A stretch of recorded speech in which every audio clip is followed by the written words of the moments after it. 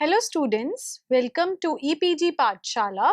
I am Reema Gupta from University of Delhi.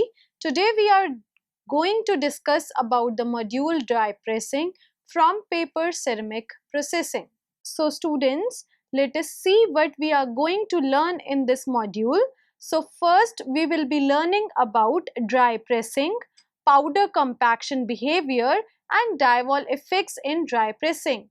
Then we will be moving towards elastic spring back and defects in dry pressing, and last but not the least we will be discussing about isostatic pressing.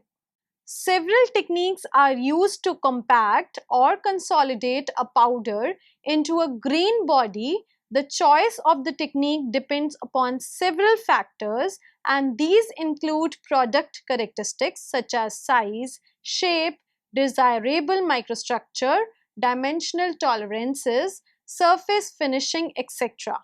Factors such as capital investment required and cost of manufacture also have to be considered. There are various ceramic forming processes which can be grouped under the following four categories. First is dry pressing, second, plastic forming, third, casting, fourth, molecular polymerization processing. Dry pressing is commonly used for coarse powders or fine powders which have been granulated into coarse granules by spray drying or other techniques. The applied stresses in this process are quite high, about 20 to 200 megapascal. Under plastic forming category, that is second category, this comes under the processes such as extrusion, injection molding, pressure casting and jiggering. In these processes, a large quantity of liquid is present in the pores so that the degree of pore saturation, that is DPS, defined as the fraction of pore volume filled with the liquid, is in the range of 0.9. During forming, the liquid in the pores is under pressure and exerts a back pressure. The forming pressures used are lower, which is of the order of 1 to 20 megapascal. The third type, that is casting. In casting processes, the DPS is greater than 1 and the pressures are less than 1 megapascal. The fourth category, that is molecular polymerization processing. In this category, the most important process is Sol-Gel processing, which is commonly used for the preparation of thin films and powders but can also be used for the preparation of bulk shapes, that is monoliths. So in this module, we will be discussing the process of dry pressing, which is a very common process for powder consolidation into a green body. To recall again, the green body have low density and low strength. In dry pressing, we are using the rigid dies, and die pressing is a versatile and very commonly used method for the consolidation of powders into green body. A wide variety of products including magnetic and dielectric ceramics, fine grained technical alumina, example spark plugs, cutting tools, grinding wheels, etc. are manufactured using dry pressing. In dry pressing, the powder is confined in a rigid die or a flexible mold as shown in this figure in case of isostatic pressing, and simultaneously compacted and shaped into desired shape. The technique of isostatic pressing is discussed later in this chapter. We will first discuss the pressing of powders in rigid dies, usually made of hardened steels. So in this case, the pressure is of the order of 20 to 200 megapascal in case of dry pressing, and the thickness is approximately 0.5 mm. The tolerance is of plus minus 1% in mass and plus minus 0.02 mm in thickness. As shown in this figure, the powder is pressed using rigid dies using top punch and bottom punch, which are on the either side of the dies. So, powder characteristics. In automatic machinery, the powder is fed mechanically to the die. A free-flowing powder is therefore essential. Fine powders are otherwise desirable because they sinter more easily, but such powders do not flow well, do not fill the mold well due to solid bridging. To resolve these conflicts, the fine powders are first granulated into soft granules having size of 40 mm to 500 mm by spray drying or some other parameters. Several additives are added to the powder to facilitate dry pressing. These are binders, usually used as water solutions. They provide enough strength to the green compact for handling prior to sintering. Common binders are lignosulfonates, residues from the sulfites paper processes, dextrins, starches, cellulose, PVA, that is polyvinyl alcohol, and so on. The amount of binder is usually 0.5 to 5%. Internal lubricants. These lubricants help the particles to slide and rearrange during dry pressing.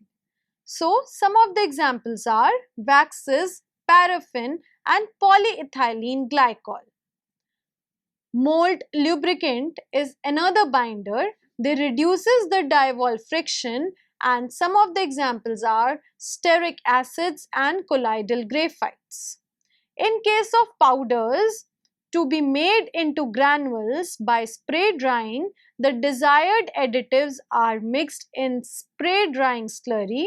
Otherwise, they are mixed with the powder as a solution wherever possible.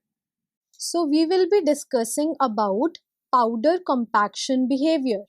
Consider the pressing of spray dried granule in a die.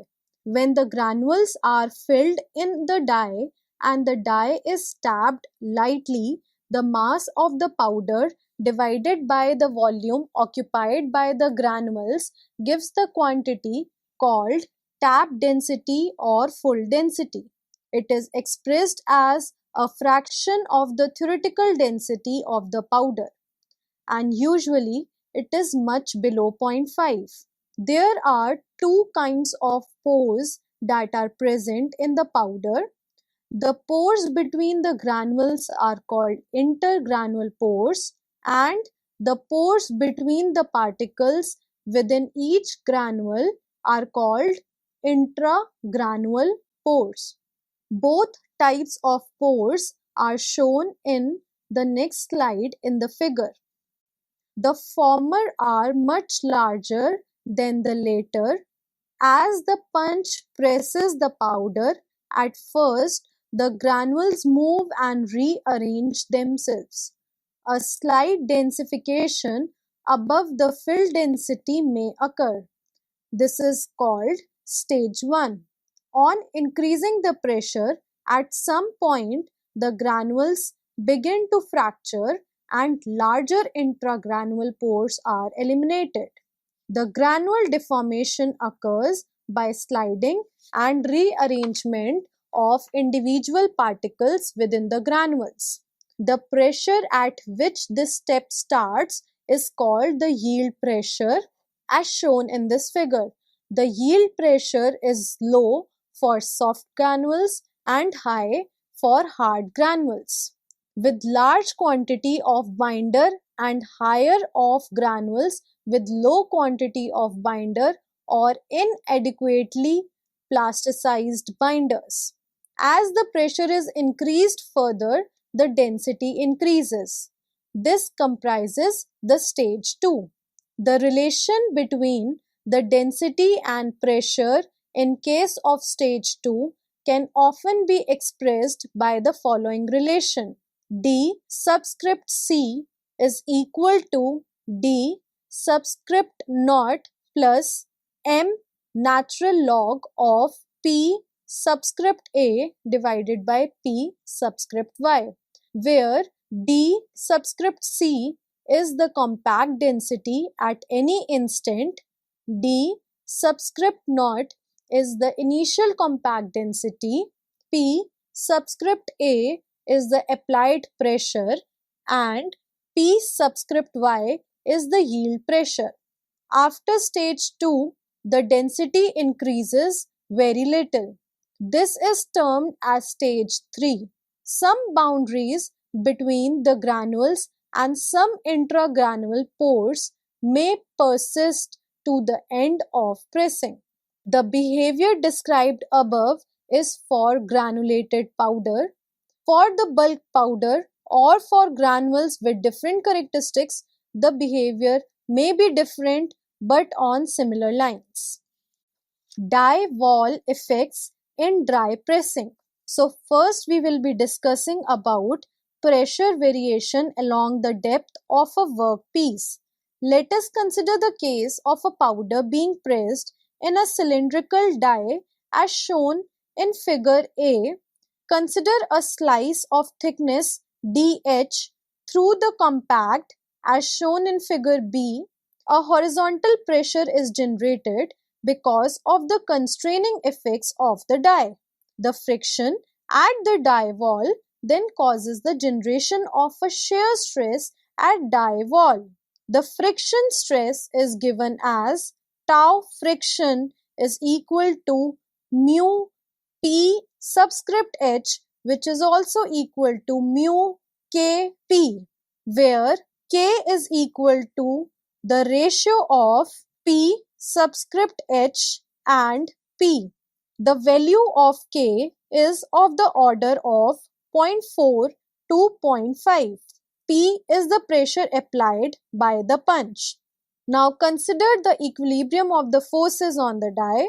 So at equilibrium, summation of all the forces will be 0, that is pi d square by 4 into P minus Pb is one force, and the second force is mu pi dp kdh is the second force. So the sum of these two forces will be 0. Here P subscript B is the back pressure exerted on the slice as shown in this figure.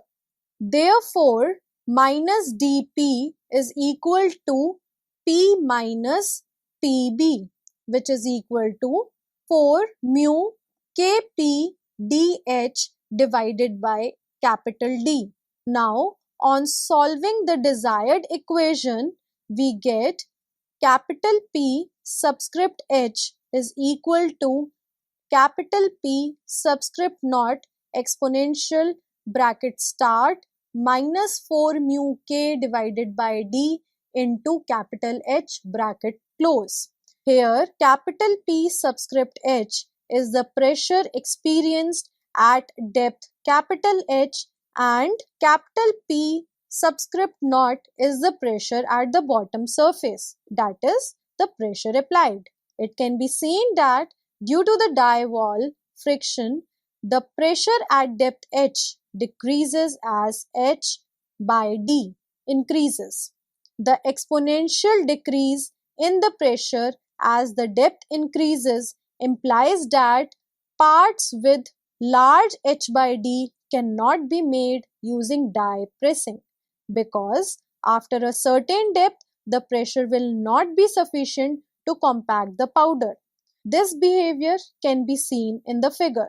Similarly, if H by D is greater than 5, the compaction is unsuccessful. Therefore, long tubes, rods, etc. cannot be dry pressed.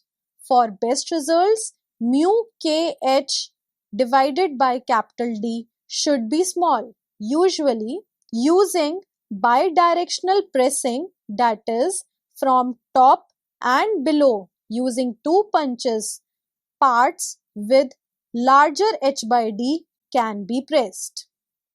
Pressures profile in the pallet. In the previous derivation, the pressure at a depth is assumed to be constant throughout the die cross section. In fact, because of the friction effects, it is not so. This can be seen in figure A, which is shown above, in which the pressure profiles through the vertical section of the workpiece are shown at an early stage of pressing at a later stage. It can be seen that the pressure across a horizontal section is not constant. The maximum pressure occurs near the top edge of the workpiece and decreases as one moves towards the axis of the die. Because of the die wall friction, the movement of the bulk powder is relatively greater in the center than along the walls. The amount of powder movement decreases as one moves away from the punch towards the bottom. These effects cause the pressure profiles as shown in the figure. Now we will be discussing about spring back effects, including elastic spring back and defects in dry pressing. At the end of the pressing cycle, the powder mass is elastically compressed. The powder compact springs back to zero elastic strain when the punch is withdrawn. Excessive spring back, that is greater than 0.75%, may lead to various defects, which we will be discussing in the next slides. So, when the pressure is released, both spring back to their zero stress position, and this is known as elastic spring back. Whereas in case of differential spring back, as the elastic moduli of the die and the pallets are different, the spring back amounts are also differential. As discussed in previous slide, excessive spring back may lead to various defects. So one of the defect is lamination. So when the boundaries are produced within the pallet, it is known as lamination, and there are various reasons behind the lamination. So it can be high die wall friction or low strength of the pallet due to less binder, gradients in the transmitted pressure, gradients in the stored elastic energy, non-uniform granules, non-uniform filling or compressed air. So from this figure, it can be seen that at some boundaries there are defects. The second defect is end cap defect. A cap from the top separates from the pallet. This is known as end cap, and this happens when there is a high average spring back of the compact and there is a high die wall friction. The next defect due to spring back is ring cap. In this, a ring-shaped piece separates out from the pallet as shown in the figure, and the reason behind this defect is the ejected corners having a high differential spring back. Isostatic pressing. So, in dry pressing in rigid dies, long shape like rods and tubes cannot be pressed. Also, due to pressure gradient, the grain density achieved in the part varies throughout. This may lead to differential sintering and other defects. To overcome all these problems, the static pressing is used, in which the pressure is applied through a fluid in a flexible mold in which the powder is filled. The pressure used is in the range of 150 to 200 megapascal, with pressures as high as 500 megapascal being used in wet bag isostatic pressing for production of large parts. The isostatic pressing is carried out in two ways. One is wet bag pressing and the another is dry bag pressing. Wet bag isostatic pressing. In wet bag pressing, the mold is separable from the pressure chamber. The mold is made of a flexible material like synthetic rubber, silica rubber, or polyurethane, as shown in this figure. The mold cavity is shaped in the shape of desired product. The mold is filled with the powder. It may be vibrated on a vibrating table to fill the powder uniformly. The mold is then immersed in the pressurizing fluid in a pressure chamber and the pressure is applied. The mold is then pressed from all the sides. This results in the reduction of die wall friction and the effects due to large H by D value. After pressing, the pressure is released slowly and the mold is taken out. The part separates from the mold and can be taken out as shown in the figure. Dry bag isostatic pressing. In dry bag isostatic pressing, the mold is attached to the pressure chamber and the fluid is present between the mold and rigid chamber walls. The process is the same as in the case of wet bag isostatic pressing as discussed earlier. The only difference is here the pressure is applied radially by the fluid as seen in this figure. The powder is granulated into soft granules using a soft binder for the purpose of isostatic pressing. This is because the shear stresses produced which cause the breakage and deformation of the granules, which are weaker during isostatic pressing than those produced during die pressing. Parts having complex shapes and large sizes are produced by wet isostatic pressing, while the examples of the parts produced by dry isostatic pressing are medical prostheses, spark plug insulators, grinding media, and hollow tubes. So students, let us summarize the module what we have learned in this. So the first thing which we have read is dry pressing. Dry pressing is the most common method to consolidate ceramic powders into green body. So in this method, the powder is filled in a rigid die, usually made of hardened steel and compacted by applying pressure. And the pressure is of the order of 20 to 200 megapascal. Very fine powders were then granulated into soft granules having a diameter of 40 to 500 millimeter by spray drying. And doing this, we add binders and lubricants for proper mixing before spray drying. So during pressing, the granules begin to deform and break at a pressure called yield pressure. After this, the pressure increases as the granule deforms further and the pores are eliminated. During pressing, due to friction of the die walls, the pressure experienced by the powder compact decreases from the top to the bottom of the die.